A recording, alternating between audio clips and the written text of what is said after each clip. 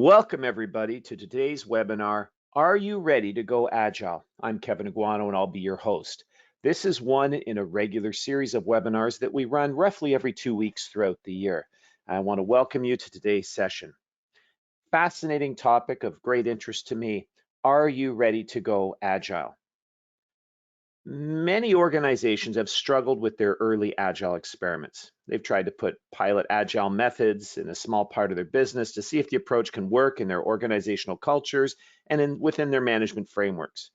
And due to the issues faced by these early experiments, most organizations typically can't answer that simple question, are we ready to go Agile? In this presentation, I'll provide you with a framework to use when deciding whether you're ready to start your Agile transformation.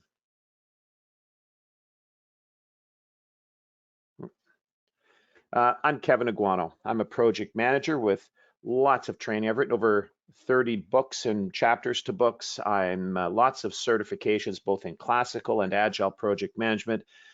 Teach Agile at several universities.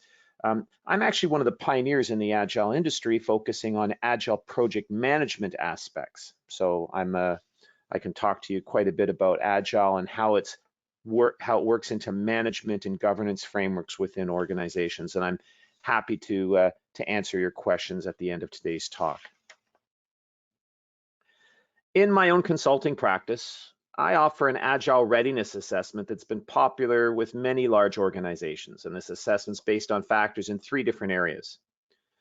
The first one is the sponsoring organization or the client prepared to engage fully in an Agile manner. The second is the project team prepared and willing to begin using Agile practices. And the third is the project well suited to an Agile delivery model? During today's presentation, I'm going to discuss a number of factors to consider that will help you answer each of these 3 questions. And we'll take some Q&A at the end. During this presentation, if you're attending the live event, you can capture your questions in the chat window or the questions window on the web interface. If you're viewing this as a recording later, then obviously you won't have that opportunity. Okay, I'm going to start by discussing some of the most important sponsoring organization readiness factors. This is not an exhaustive list, it's just some of the more common factors that you may want to consider. Since Agile methods involve closer working relationship with stakeholders, and since changes are encouraged throughout the project lifecycle, there exists a greater chance of conflicting stakeholder priorities emerging during the course of the project. Agile project managers don't want to get caught in the middle by trying to directly resolve the issues. Rather, it's better to put the responsibility for resolving any conflicts on the sponsor. After all, it's the sponsor's budget being spent, so the sponsor should be responsible for deciding how to spend it. Ultimately, this question is asking whether or not the sponsoring organization has assigned a single point of authority for making the day-to-day decisions affecting the success of the project. Next, to succeed in an Agile environment, the sponsor and other managers in the organization must behave in a highly collaborative, open, and transparent way. The sponsor must be willing to take accountability for the results of his or her project decisions. And finally, the sponsor must be available to the project team regularly throughout the project delivery lifecycle.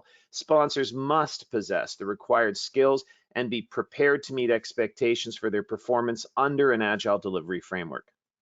To achieve this, sponsors and other managers must have taken at least a fundamental level of Agile training, ideally training targeted at sponsors and business stakeholders. Next, is the sponsor willing or able to make decisions? This factor considers whether or not the sponsor is willing to make decisions effectively. Agile methods seek to improve project performance by eliminating inefficiency. Sponsors who delay in making decisions until after numerous rounds of peer reviews or who try to build a consensus with stakeholders on every minor issue only hinder efficient project delivery. Agile methods require a sponsor who is both empowered and willing to make quick decisions. Is the sponsor willing to commit? Since Agile methods involve a very different working relationship between the team, the sponsor, and other stakeholders, sponsors must be willing to change the way they work and commit to following the Agile delivery framework. They must be willing to stick to this commitment even when the Agile management processes restrict the sponsor's actions, such as not changing the scope for an iteration once it's already started. Is the sponsor willing to be accountable? Since Agile methods give the sponsor more control over the project delivery than in traditional approaches, the sponsor must be willing to be held accountable for the results of any decisions made during the project. This encourages the sponsor to make more responsible decisions. This factor tries to determine whether the sponsor is willing to step up to the challenge or whether the sponsor will devolve into finger pointing and blaming the moment his or her decisions prove to be poorly conceived. Will the sponsor be available throughout the project? If the sponsor is going to have more hands-on control over the project delivery and more accountability for the results, then the sponsor had better make himself or herself available to the team regularly throughout the life cycle of the project. Team members may need the sponsor to make quick decisions, provide feedback, reprioritize, provide details on business requirements, select between suggested options, and a lot more, all on short notice. Some Agile methods recommend that the team have an on-site customer, a sponsor or delegate who understands the business needs, and they ask for this to provide daily input and rapid decision-making.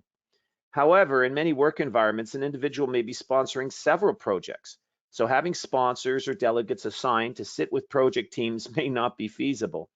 Regardless, frequent access to business knowledge and decision-making will only increase the chances of project success. Is Agile a cultural fit for the sponsoring organization? To work in a manner described above, sponsoring organizations and its participants must be pragmatic, flexible, and willing to work together alongside the project delivery team to drive the project towards a successful conclusion. This factor asks whether the sponsoring organization and its project participants are able to work in this manner. Does the organization have a suitable governance framework? Agile projects must exist within the organization's governance framework. The set of processes and rules that govern how projects are selected and funded, as well as how the organization controls project-related risk. Are all of the organization's governance functions ready to accept the differences between Agile and waterfall projects, like waterfall or sequentially phased projects? Let's look at a few typical governance practices. For example, funding. Most projects can't start until some form of business case has been reviewed and approved. In waterfall projects, business cases are based upon an understanding of detailed requirements, a completed design, and detailed estimates in hours or days for each activity or deliverable included in the project plan.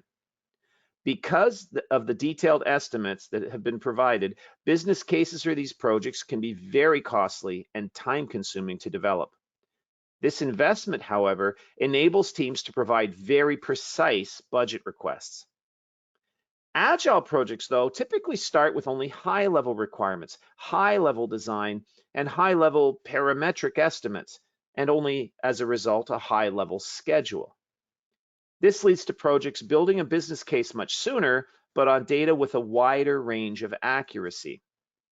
Will the funding model allow for wider estimate ranges and/or variable scope for approved projects? Will the organization allow some prototyping before estimates are provided to allow for more accurate estimates and validated design assumptions? Another aspect to consider is gating. In waterfall projects, some form of gating usually occurs after each life cycle phase, such as requirements definition, design, build, test, deploy. This ensures that the activities in that phase have all been completed. In an Agile project, on the other hand, activities like requirements definition, design, build, and test occur in parallel throughout the project. Agile projects may also have more than one deployment of completed deliverables within the project timeline. Typically, in Agile models, informal gating occurs at the end of each iteration to approve the start of the next iteration, and formal gating occurs throughout each build, after enough build or test work has been done to provide for a deployment, and after acceptance testing to approve the deployment. Another factor to consider is enterprise architecture. Large organizations often have an enterprise architecture team who needs to provide, or at least review and approve, the design for the process or systems required to meet the business needs. In waterfall projects, a fully detailed design should be prepared prior to the end of the design phase that gets reviewed and approved prior to any development or implementation work begins. On Agile projects, only a high-level design, like major architectural components, will be prepared prior to the start of development work, while the detailed design evolves over the course of the project as components are developed. Through the prototyping work that may be done during business case development that I talked about earlier, architecturally significant design requirements may be investigated at a more granular level of detail, and possible solutions are looked at and tested through prototypes or proofs of concept. However, the remainder of the design work would emerge later in the main development iterations after the business case for the project has been approved and regular project work has begun. This factor examines whether the governance model allows for emerging designs, or if the design needs to be locked in early in the project. It also examines whether the organization is prepared to accept the implications of evolving designs and whether it can tolerate ambiguity. And there's other governance factors such as regulatory requirements and compliance, etc., that you may want to look at as well. There are additional sponsoring organization factors to consider other than the ones listed earlier. The ones I've shown here, however, the ones I've shown here cover the most important considerations. While factors will not be weighted the same across multiple projects, in general practice, these factors are the first ones that should be considered when determining whether a sponsoring organization is ready and willing to begin an agile transformation. Now let's look at the second group of factors related to the readiness and willingness of the project team to adopt agile practices. As with sponsorship factors, we need to consider the team's cultural, structural, and management aspects. Like the list of sponsoring organization factors in the first section, I'm going to list project team readiness factors, and again, this is not an exhaustive list. First, is this a single project assignment? Are the core project team members dedicated to the project, or are they working on multiple concurrent projects? One of the core drivers behind the well-known productivity gains experienced by Agile teams is a maniacal focus on waste reduction and other efficiencies. This mindset was adopted by early Agile thinkers who were studying the lean manufacturing movement in Japan in the mid to late 1980s. Focusing on one activity at a time leads to fewer distractions and significant interruptions, both of which hurt productivity. While being assigned to a single project is best, some resources may need to work across multiple projects. Agile methods don't demand single project assignments, but they're a significant productivity booster, and teams just starting their first Agile project have enough on their hands already and don't need constant interruptions further complicating their work. Next, can the team work across disciplines? With such a strong focus on waste reduction, Agile methods also seek teams who can work together across functional areas. A functionally organized team may encounter delays and even errors when handing off information across functional boundaries. A cross-discipline approach leads to greater collaboration, coordination at lower levels, and smoother transitions of work. For many years, experts have said that high-performing teams come from giving a cross-functional group a shared objective and then measuring the group's achievements as a whole rather than measuring the individual achievements. With this approach, stronger members of the team will assist weaker members to achieve overall group objectives, and this is the approach that reduces waste and improves productivity, and it forms a core aspect of most Agile delivery methods. Next, Is the team able to communicate efficiently?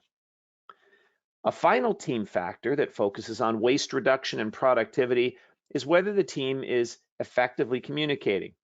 Communications waste is so important that it forms one of the 4 key philosophies in the Agile Manifesto for Software Development. That teams should be careful not to prepare overly comprehensive documentation that could waste precious resources. While some documentation is critical to most projects, needless formality or detail wastes the time needed to research, write, edit, review, approve, and maintain excess documentation. In addition, other Agile techniques support this factor.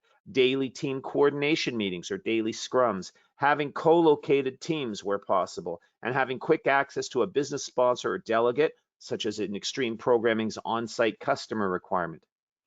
Daily coordination meetings improve efficiency by surfacing issues quickly so they can be dealt with before they fester and become more serious. Co-location and on-site customers allow for quick face-to-face meetings instead of long discussion documents that take time to write, edit, and read.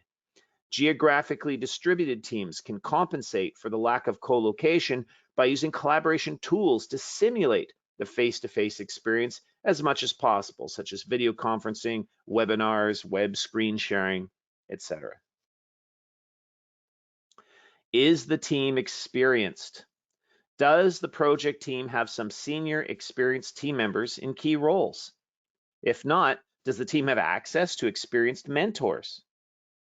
Since Agile projects spread out the design and planning work throughout the project, experience is needed to know how to avoid common pitfalls and how to avoid risk in this concurrent mode of working. Next, has the team had Agile training?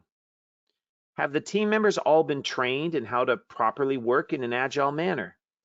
Such training should include not only how their roles fit into the general Agile framework, but also training in specific Agile techniques, such as writing user stories, test-driven development, and facilitating retrospectives. Note that there are those teaching loosely structured Agile approaches and those teaching disciplined Agile approaches. Make sure you choose a training program and instructor that match the required level of formality for success in your own organization's culture and governance environment. Next, does the team have access to Agile Coaches? Gabrielle Benefield, Senior Director of Agile Development for Yahoo, stated that one of the key lessons learned from their own Agile adoption was that Agile Coaches were essential to success. No matter how well trained a team is in Agile methods, they will eventually encounter a situation they either weren't trained to deal with in an Agile manner, or for which they forgot the Agile solution. In this case, they must resolve the situation anyway and will fall back to the only way they know that works, often a waterfall type solution. Yahoo saw this problem arising, and once Agile Coaches were deployed, the problem was quickly resolved and teams continued their Agile transformation. Next, can the team members tolerate ambiguity? Do the team members tolerate ambiguity, or are they only comfortable when all of the details are documented before starting any activity? With detailed requirements analysis, design, and development all happening concurrently, Agile teams need to be able to deal with ambiguity in several areas. Understand that some professions, such as engineering, train people to avoid ambiguity and its associated risks. Also understand that there are differences between corporate cultures and even individual ethnic cultures that may affect how comfortable an individual or an entire team may be when working on Agile projects. Too much of a disconnect, and you may face significant resistance to adopting Agile methods. Next, does the team lead have an appropriate leadership style? This is my last team factor, and one must consider the leadership style for the team. A traditional command and control leadership style doesn't fit well with the Agile principles of teams self-organizing for optimum efficiency and collaborative problem solving. Rather, the most successful Agile teams have project managers, or sometimes Scrum Masters, who follow the servant leader model. This technique has the manager leading the team by getting them together and organized towards a common objective. And then once the team begins to perform, the manager steps back into a role whereby he or she acts as the servant of the team, removing barriers to productivity and ensuring that the experts on the team have all they need to succeed. On Agile projects, the managers or leaders are often seen not as the superiors of the rest of the team members, but as peers, all working together to achieve project success. Those are several key project team factors that one should consider when determining whether a team is ready to adopt an Agile delivery approach. There are other factors to consider, such as a team's willingness to change how they work, among others, but these factors form the core of my Agile readiness assessments. Now, let's look at the factors that help determine whether or not an individual project is even well suited to an Agile delivery approach. These factors vary in importance from project to project, but some may not even be relevant for an individual project, yet these factors are the ones that are relevant for most candidate projects. First, is the project likely to experience a moderate to high level of change? Agile projects are best suited to high change and high complex project scenarios where frequent iterative feedback cycles give a chance of keeping the projects in sync with changing business needs. On a high change or high complexity project, the cost of starting up and closing out the iterations is offset by savings gained from more efficient incorporation of the changes and other related benefits. But in a low change or low complexity environment, there are no such offsetting cost savings, resulting in a slower, more costly delivery than may have been possible using another approach, such as the waterfall method. Is the project scope flexible? High change projects tend to be characterized by high levels of scope change rather than high levels of budget or schedule change. If a project consists of only fixed or mandatory scope, then the Agile methods may still be used, but with less benefit than with projects that have a mixture of mandatory and optional scope items. While it's possible to have a fixed budget and a fixed schedule on Agile projects, completed scope will have to vary to live within the fixed budget and schedule constraints. One must also consider the level of formality required around approvals for regulatory reasons, such as the Sarbanes-Oxley Act compliance, SOX compliance. Budget and schedule changes will need more formal approval processes, while many scope changes, such as swapping out one scope item for another of greater value, may not require as much formality, making Agile's change management methods more efficient than waterfall-driven change management practices. Are acceptance or success criteria clearly defined? One of the important practices of many Agile approaches is to get acceptance criteria clearly defined when requirements are being gathered. These acceptance criteria effectively describe what done looks like to the sponsor. These criteria can be passed on to the project team members who can use them as inputs into the design and development processes, enabling Agile practices such as test-driven design and test-driven development. These practices improve efficiency by helping to prevent over-engineering and overbuilding the solution in excess of what the sponsor needs. It also helps to ensure that both the sponsor and the project delivery team members are sharing a common view of what is the desired outcome, fostering better communications and team coordination. Is the project business case driven? Agile methods focus on providing the optimum path to achieving business value. As a value-focused approach, the entire project team, including the sponsor, needs to understand the overall objectives and key parameters in the business case justifying the project. With this information in hand, the team members can make better trade-offs and other decisions to optimize the delivery of value to the enterprise. If there's no clearly defined business case for the project, then there is inadequate information available to support prioritization, the grouping of features into deliverables or releases, and other value-seeking practices. Next, is the project's risk containable?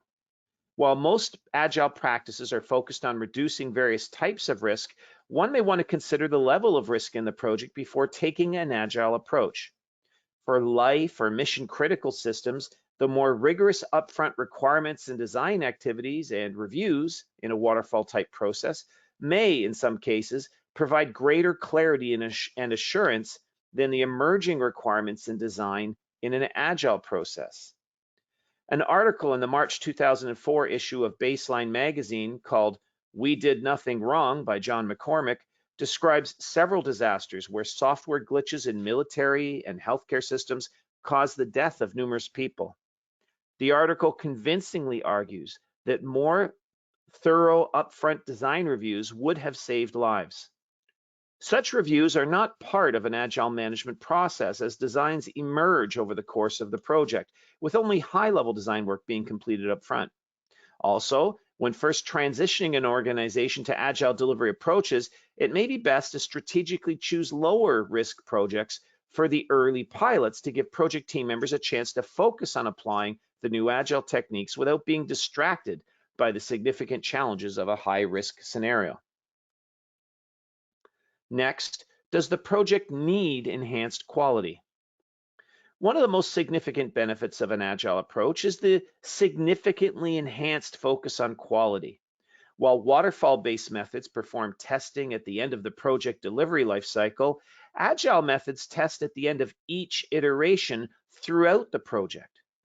This means that agile methods have testing being performed in the project, leading to more time to find and fix defects. This results in fewer outstanding defects at the end of the project.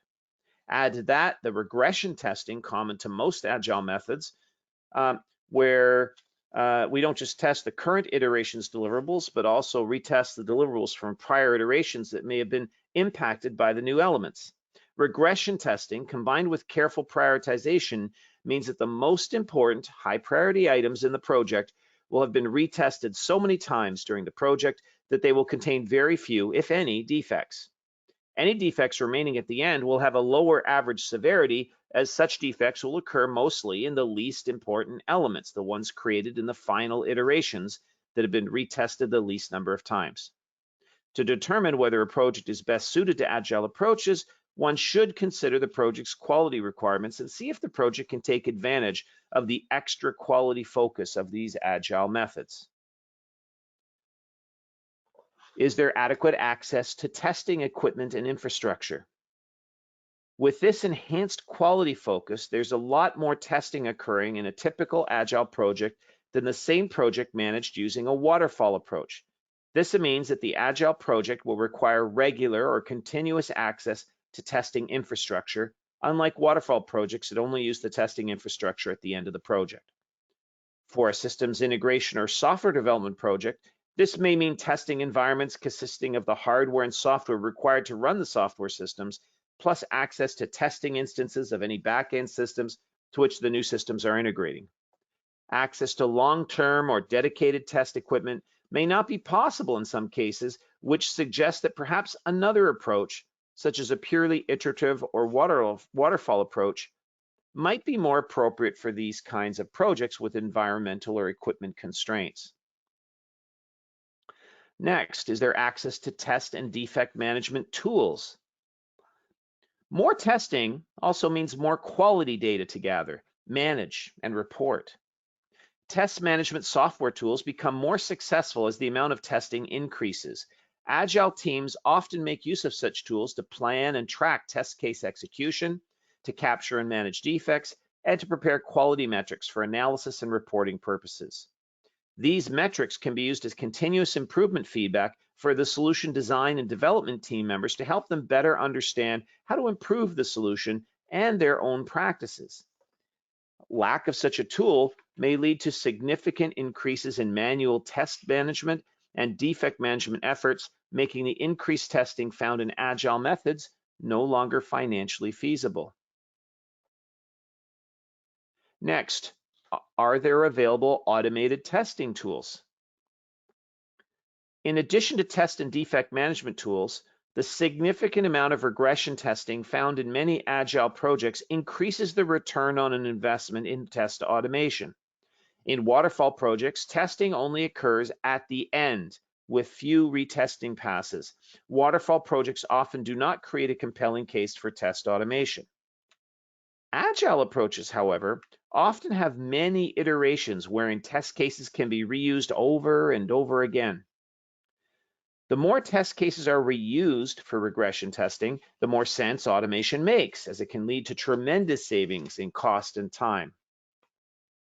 With a large number of very short iterations, full regression testing in each iteration sometimes demands test automation for efficiency. And finally, does the project have access to requirements management tools? The high level of scope change found on Agile projects means requirements are changing frequently. With high levels of change, manual requirements management processes may get cumbersome, especially when one's trying to maintain requirements traceability or trying to work with distributed teams. In such cases, using a requirements management tool set helps to ensure that everyone has access to the latest requirements information at all times, and that requirements additions, reprioritization, and other updates are instantly available to everyone. This factor is asking whether your project will benefit from such tools and whether or not they're even available. Again, this list of project suitability factors is not exhaustive. However, it does represent several major factors that one should consider when determining whether an Agile approach is best for any given project. You may want to include other factors in your own list of criteria. I've discussed many factors you may want to include when determining whether or not you're ready to go Agile for a particular project, and the factors include those to determine whether the sponsor and sponsoring organization are ready to change the way they work to better take advantage of the benefits of Agile, while recognizing that they attract more responsibility for those specific project outcomes. I've also examined team readiness factors that assess whether the team members have appropriate training, cultural fit, and work habits to suit Agile delivery. And lastly, I included factors that assess the suitability of a given project to an Agile delivery framework.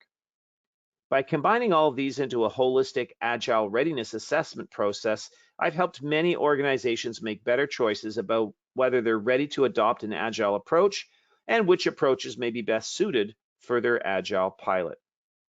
I now have completed the formal portion of my presentation, and I open to questions. If you have a chance, type your questions in the chat window or in the questions window on the web interface. So go ahead and type them in that section. While I'm waiting for questions to be typed in, I just want to remind you this is one in a series of bi-weekly webinars that we're running throughout the year.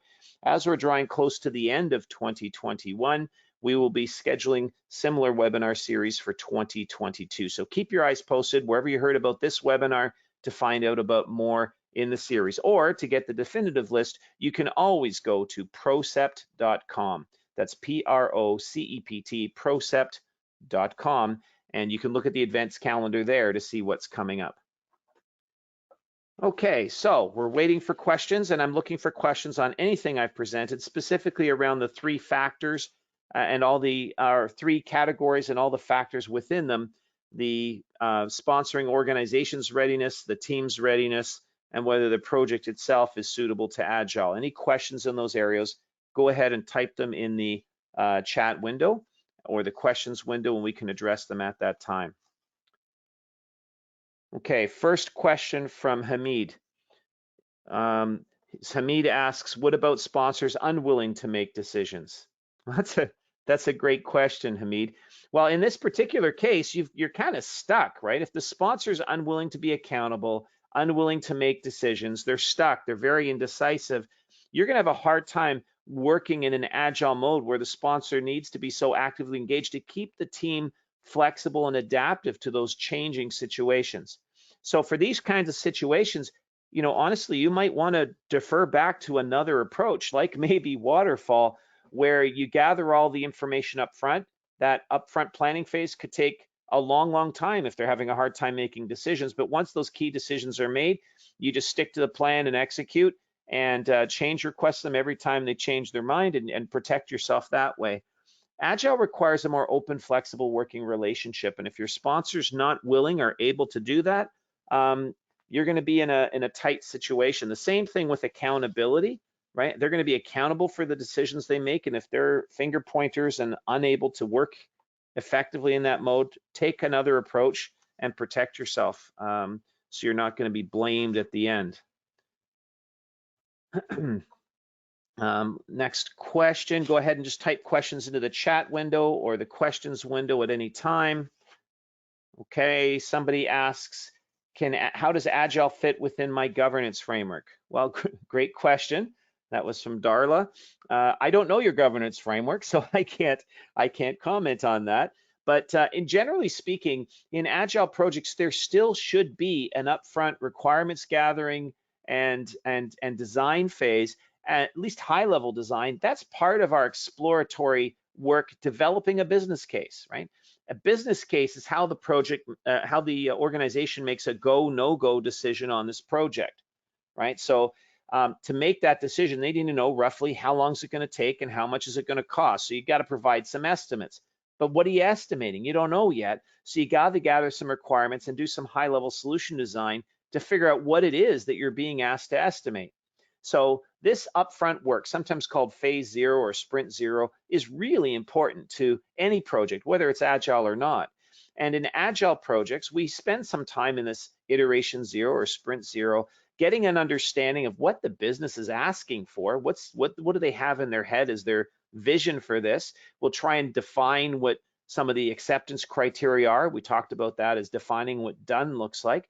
Get that figured out so that now we can start to come up with a plan on how we can do that and figure out our timelines and budgets, right? So that upfront work is really critical. Then as we go through and start executing the project, we've got something to compare against. So that gate, that control point of where the business approves that business case is a key one that usually aligns with gating in most organizations. That's your go, no-go decision on the project. There may be an earlier gate that we can comply with because this investigation of gathering requirements and doing some design to come up with that business case, that plan, that's going to cost a little bit of time and money. So there may be an upfront approval to spend some resources to get maybe some seed funding or seed capital, or just assign some resource capacity into doing this investigation. So there may be an upfront gate to allow you to build that business case, another one to approve the business case for project execution. Clearly, after several iterations of work, you're getting ready to put something live into production. There's probably another gate or control point there to approve it for release. So typical project gating still applies, right? You can probably align Agile methods with how your organization is governing its risk and its processes. Any other questions, please type them into the chat window. Okay, Shalisa asked about experienced team members. Is it mandatory that you have experienced team members? And the answer is no. Think about waterfall though. In a waterfall or linear sequential process, you do all the planning up front. All the most experienced, smartest people are all engaged up front building this perfect plan. A more junior team could just go execute that plan. They don't need to understand all the decisions that went into that plan, right? They don't need to understand. It's all the experience that helped put that approach together is there. They just need to follow it like a recipe. However, on an Agile project, the team is, that planning hasn't all been done in detail up front. It's being done throughout the project. As requirements emerge, as things change, we're going to have to adjust as we go. So all that detailed thinking and planning has not been done up front, just high-level design and planning. So if you don't have experienced team members available on the team might make some very silly mistakes, step in common pitfalls and cause all kinds of problems. So if you don't have experienced people on the team, those inexperienced people on the team need access to experienced people, maybe in a mentoring relationship, who they can turn to for advice to make sure that they're making reasonable decisions, to make sure that they haven't gone in a poor direction or made a poor choice. So it's very important to make sure that if you don't have senior people on the team, make sure that junior people on the team have access to them. Okay.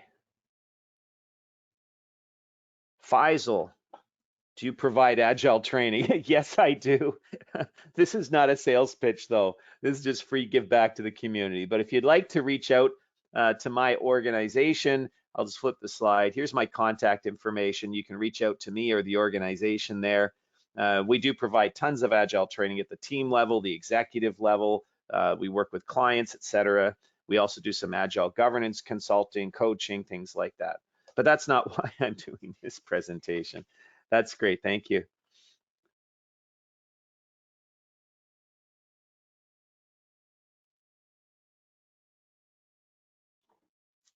Okay, Lamar is asking about ambiguity and team culture.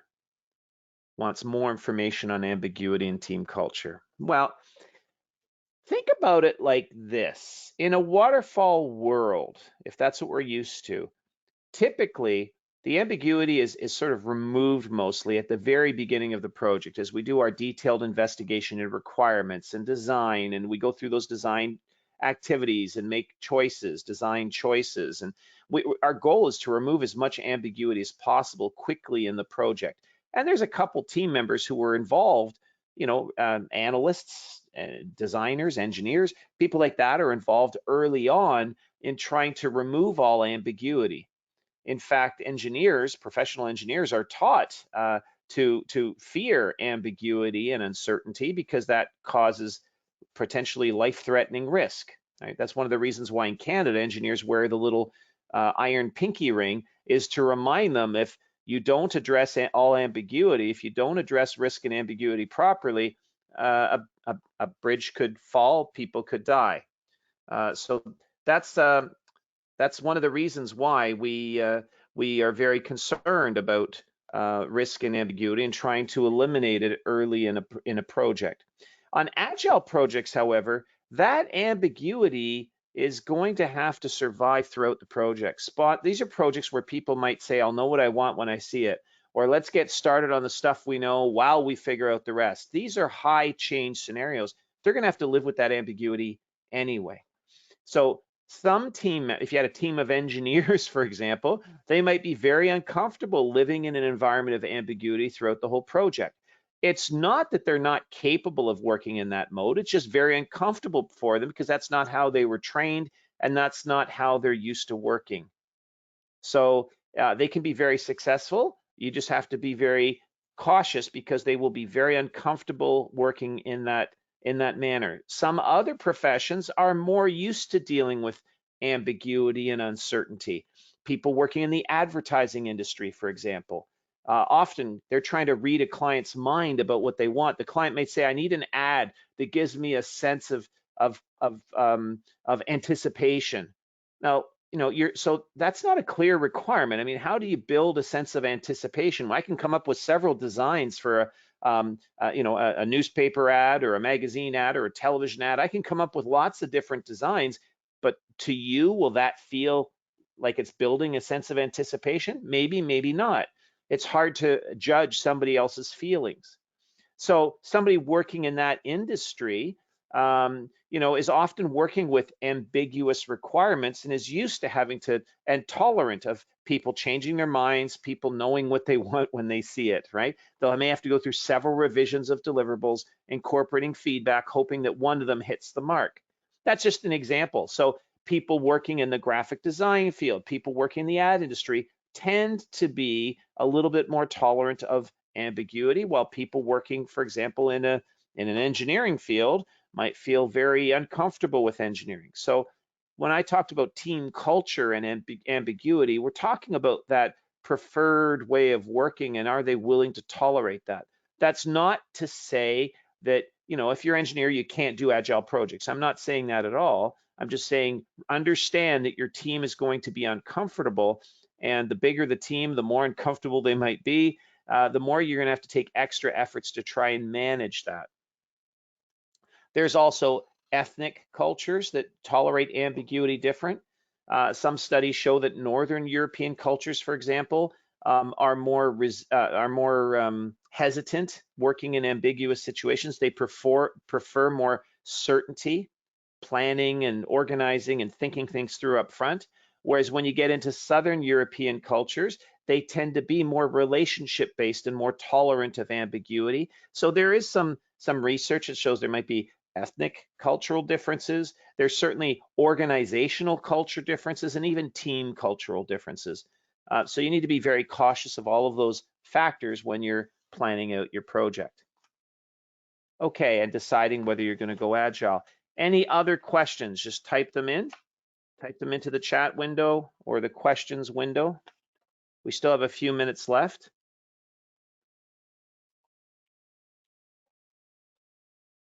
Somebody says, can you use Agile on a low change project? Right, that was Kim. Yes, absolutely, Kim. You can use Agile on a low change project. However, you can use any method to manage any project. The problem is some of them are better suited than others. If it's a low change project, that typically means the project's very stable, very very well defined. If you've got a stable set of requirements, you can probably do the upfront planning at the beginning without a lot of waste. Waterfall would probably be the most efficient way of executing that project because it's a low change environment, right? As long as there's no unique quality requirement and extended quality requirements or anything, Waterfall might be the best way to do that project. However, or an incremental approach if you have to phase in the delivery, those might be better choices. However, Agile could do that as well. It's just you're paying for all the overhead of the iterative approach that Agile includes, right? Agile breaks the project up in iterations. You have to plan each iteration one at a time, just in time. You have to do all these demos at the end of each iteration to capture feedback, all these lessons learned over and over during the project at the end of each iteration. If it's a low change environment, there might not be any feedback. So you're wasted doing these demos. There might not be any lessons learned that are particularly relevant because everything's running according to plan. So there may not be a lot of adaptation. There might not be a lot of feedback along the way. So you're going to get the costs of running all these demos and et cetera at the end of each iteration, but you're not getting a lot of the benefits from it. So yeah, you could use Agile to run a low change project, but it might cost you more. It might cost you more. It might seem a little bit ridiculous at some point when you keep going back to the sponsor every few weeks and saying, how about now? Is this what you asked for? They say, yes. You come back again a couple weeks later. How about now? Is this still what you asked for? They say, yeah, I told you that's what I wanted. You come back a third time, they're going to say, just leave me alone. Get the job done. Come back at the end, right? So the Agile feedback-driven approach might not be relevant for every project that you're facing.